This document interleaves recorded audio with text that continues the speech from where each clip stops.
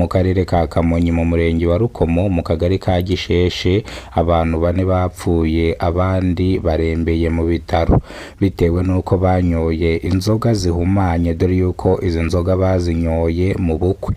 Ni mu gihe ubugenzacyaha bwatangiye gukora iperereza bafatanyije na polisi kugira ngo hamenyekane uwaba warahumanyije bino binyobwa bano bantu banyoye, abantu 4 bakitaba Imana abandi bakaba barembeye mu bitaro.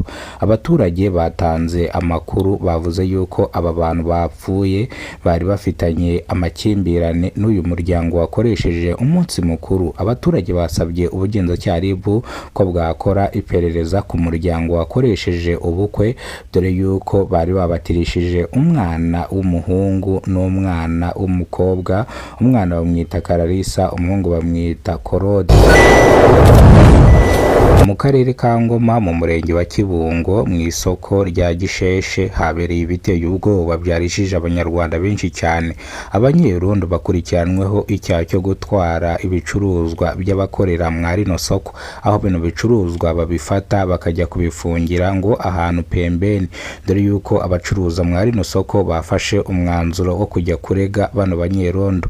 Bano banyerondo bireguye bavuga yuko ibicuruzwa bafashe ari iby'abazunguzayi, ariko umuturage bafatiye ibicuruzwa yerekanye icyangombwa kimwemerera gukorera mwari no soko ndetse nuko yishyura amafaranga umunsi ku munsi. Dore yuko bano banyerondo batawe muri yombi n'ishami ry'ubugenzacyaha bakurikiranwe icyaha cyo kwiba ku manywa y'ihangu. Bivuze ngo ni ubusambo muri rusange, kuko iyo ufashe ibintu by'abaturage ukajya kubibika ngo barimo barazunguza, buriya ni ikosa rikomeye cyane.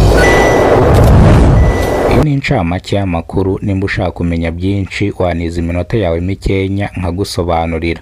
Nimba unyemereye ukaniza iminota yawe mikenya, reka amakuru yacu tuyahire mu karere ka Kamonyi mu murenge wa Rukomo mu kagari ka Gisheshe abantu 4 bapfuye abandi barembeye mu bitaro nyuma yo kunywa inzoga z'intwererano bikekwa ko zaba zari zihumanye. Ni mu gihe ubugenzacyaha bwatangiye gukora iperereza kugira ngo hamenyekane uwahumanyije bino binyobwa cyangwa waba waratwerereye inzoga ihumanye, bityo abantu 4 bakaburira ubuzima abandi bakaba barembeye mu bitaro.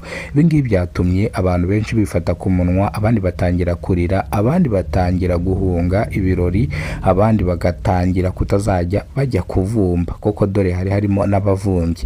Ibi ngibi byabereye mu karere ka Kamonyi mu murenge wa Rukomo, ni mu cyaro cya Rukomo mu karere ka Kamonyi.